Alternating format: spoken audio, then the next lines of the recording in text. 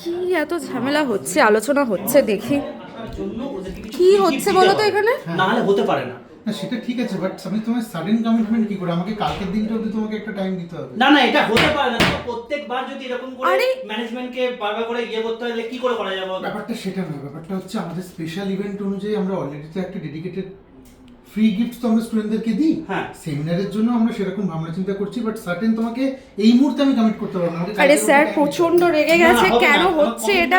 যাই হোক, আমি যতদূর বুঝলাম যে আমরা সেমিনারে যাচ্ছি এবং তার জন্যই স্যার তোমাদের জন্য স্পেশাল কিছু গিফটের অ্যারেঞ্জমেন্ট করছে এবং সেটার জন্যই ম্যানেজমেন্টের সাথে ঝামেলা হচ্ছে।